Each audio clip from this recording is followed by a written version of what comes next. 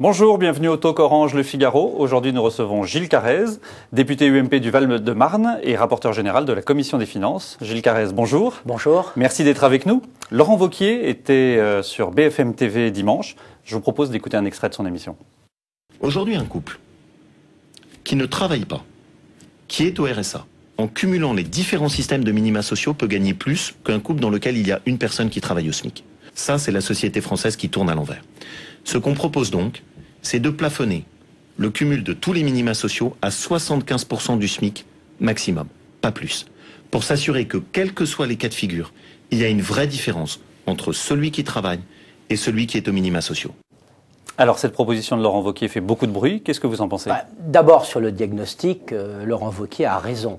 Parce que entre le RSA, la CMU, la gratuité sur un certain nombre de services, les transports, la cantine pour les enfants, les allocations logement, et j'en oublie, évidemment, celui ou celle qui est décidé à profiter le mieux possible de notre système d'assistance, de ce filet social aux mailles si resserrées, peut se trouver dans une situation plus favorable que celui qui travaille.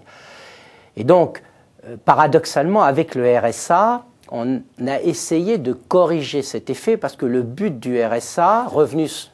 C'est ça, c'était déjà les défauts du RMI que le RSA était censé corriger. Donc c'est un échec du RSA ? Le RSA devait améliorer la situation de ceux qui acceptaient de travailler. Mais au début, moi, j'étais plutôt pour, j'ai soutenu cette réforme.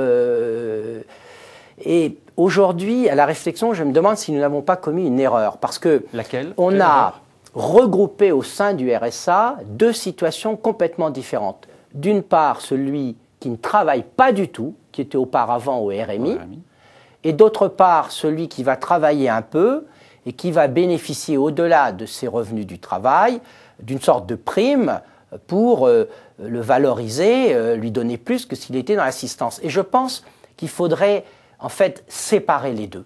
C'est-à-dire que l'assistance pure, quand on est complètement à l'assistance, on ne peut pas quand même, a priori, exclure l'idée qu'en contrepartie de cette assistance pure, la personne ne travaille pas et dans certains cas ne souhaite pas travailler, que la collectivité demande une contrepartie. Alors ça, c'est un deuxième volet de proposition de Laurent Wauquiez qui dit il faut qu'il y ait une contrepartie de travail, 5 jours de travaux d'utilité collective. Alors, pour cette ça, c'est une bonne idée aussi. Qui n'a pas de travail, enfin sur le marché normal du travail, on peut imaginer que la collectivité demande une contrepartie.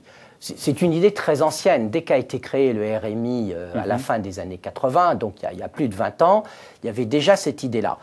Mais l'autre idée, c'est de dire il faut que celui qui est temporairement au RMI, donc qui relève de l'aide de la collectivité, on l'incite à retrouver un travail le plus vite possible. Et c'était l'objet du RSA. Mais vous voyez, c'est une démarche différente. Et j'en viens à me demander si l'ancien système, où vous aviez d'un côté le RMI, et puis de l'autre, quand quelqu'un prenait un travail et qui quittait donc le RMI, on lui gardait son RMI ou une fraction de son RMI pendant quelques mois, on n'était pas meilleur parce qu'on faisait bien la distinction entre les assistés purs et ceux qui reprennent un travail. Ce que vous dites aujourd'hui, c'est qu'il faut revoir le système du RSA ? Aujourd'hui, moi je regrette que, à travers cette notion de revenu d'activité, on couvre encore des situations d'assistance totale où par cumul d'allocations diverses et variées, le bénéficiaire se retrouve en position plus favorable que celui qui travaille. Alors, une question importante, c'est que pour pouvoir mettre en place des exigences de ce type, il faut que le marché de l'emploi s'améliore.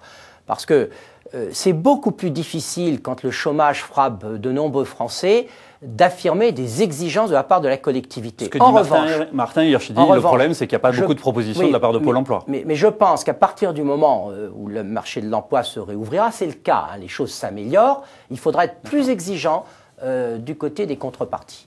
Mercredi, au Conseil des ministres, sera présenté le projet de loi de finances rectificative pour réformer l'ISF, l'impôt de solidarité sur la fortune. C'est la mesure phare, en dehors de la réforme de l'ISF, c'est la suppression du bouclier fiscal, une mesure qui a alimenté la polémique pendant 4 ans. Vous voterez, la majorité votera sans regret la fin du bouclier fiscal ? Je le voterai sans regret, d'autant que j'ai constamment mis en garde contre les effets pervers de ce système. Donc c'était pas une bonne mesure. J'ai fait pour note sur note au candidat président de la République, à la présidence de la République, Nicolas Sarkozy, début 2007, pour lui dire surtout ne pas renforcer le bouclier, parce que le bouclier ne peut pas fonctionner. Il a beaucoup plus d'inconvénients que d'avantages. En fait, le bouclier, c'est une mauvaise réponse à un impôt qui dysfonctionne, qui est l'ISF, et qui dysfonctionne tellement que tous les autres pays l'ont supprimé. Donc, je me réjouis... Il fallait aller jusqu'à la suppression.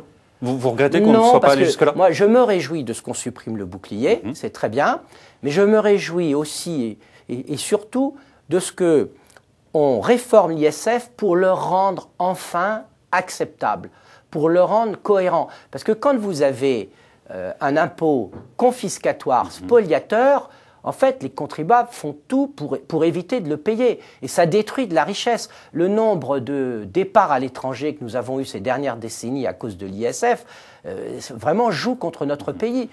Et puis, il faut toujours ouvrir les yeux sur ce qui se passe autour de nous. Tous les pays, à commencer par la Suède, socialiste, l'Espagne, socialiste, l'Allemagne, l'ont tous supprimé. Justement, ils l'ont supprimé, alors que nous, on va l'aménager. Est-ce qu'il n'aurait pas fallu aller jusqu'au bout? C'est un impôt tellement symbolique, tellement emblématique, que le supprimer à 1 an des échéances électorales, en tout cas, moi, personnellement, me paraissait difficile. Le supprimer, le remplacer par autre chose, c'était une bonne réforme de début de législature. Justement, à 1 an de l'échéance électorale, supprimer le bouclier fiscal qui était une des promesses de 2007, est-ce que ce n'est pas aussi un signal un peu compliqué pour les électeurs? C'était une promesse sur le thème « l'impôt ne peut pas être spoliateur ». Vous ne pouvez pas payer plus de la moitié de votre revenu sous forme d'impôt. À partir du moment où on ajuste à la baisse le barème de l'ISF tout en le conservant, il n'est plus spoliateur.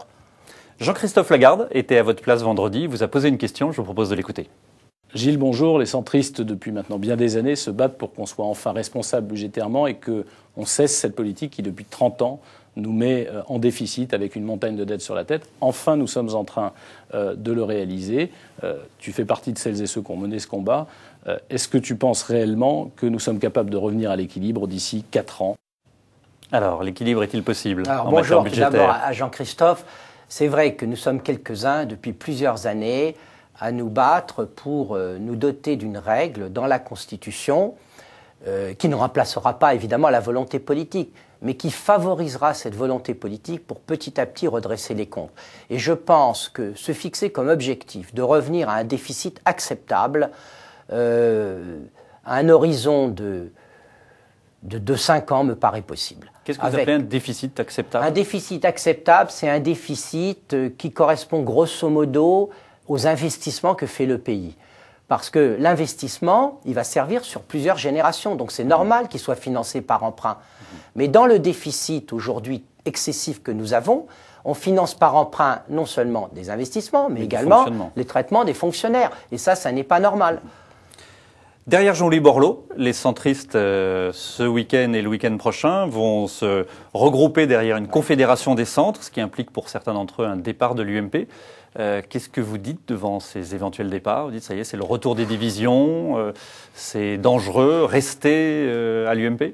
Je ne sais plus qui a dit que le centre était à la fois partout et nulle part, mais cette réflexion me vient à l'esprit, parce que le centre, nous l'avons à l'UMP, le centre. Il y a un certain nombre de centristes historiques, à commencer par mon ami Pierre Méhaignerie, qui incarne parfaitement le centre au sein de l'UMP. Et l'UMP fonctionne, ça j'en porte témoignage, en donnant à chaque sensibilité la possibilité de s'exprimer. Et puis, il y a eu aussi le centre, incarné par François Bayrou, et puis le MoDem. Là, il y a une sorte de nébuleuse avec plusieurs courants centristes. Est-ce qu'on ne risque pas d'avoir une indigestion de centres divers et variés? Pour moi, l'essentiel, et ça a été quand même le gros intérêt de l'UMP, c'est que après le 21 avril 2002, il faut absolument faire en sorte que la droite et le centre soient représentés au second tour des élections présidentielles. Ceci est capital. Et donc, ça doit guider tous nos efforts. Justement, un dernier sondage indique que Nicolas Sarkozy est donné perdant face à Dominique Strauss-Kahn dès le premier tour et face à d'autres candidats PS au second tour. Ça reste pour l'UMP toujours le meilleur candidat pour le 2012? Pour moi, c'est une évidence. Il suffit de voir tout ce qui a été fait depuis 2007, toutes les réformes qui ont été faites, et je suis persuadé d'une chose, c'est que les Français, pour un acte aussi important que choisir le président, prendront en compte ce bilan qui est tout à fait remarquable. Regardez la manière dont Nicolas Sarkozy a conduit le pays pendant toute la crise. Regardez la réforme des universités, la réforme de l'État. Il y a tout un ensemble de sujets sur lesquels il fallait avancer. On était bloqué parfois depuis des décennies et grâce à son énergie, il a avancé. Je sais bien que réformer, c'est pas forcément populaire. Mais qu'est-ce qu'on demande? Est-ce qu'on demande un président compétent ou est-ce qu'on demande un président démagogue qui va multiplier les promesses qu'il sera incapable de tenir? Moi, je préfère d'abord avoir un président courageux et compétent. Gilles Carrez, merci d'avoir répondu à nos questions. À demain pour un nouveau talk.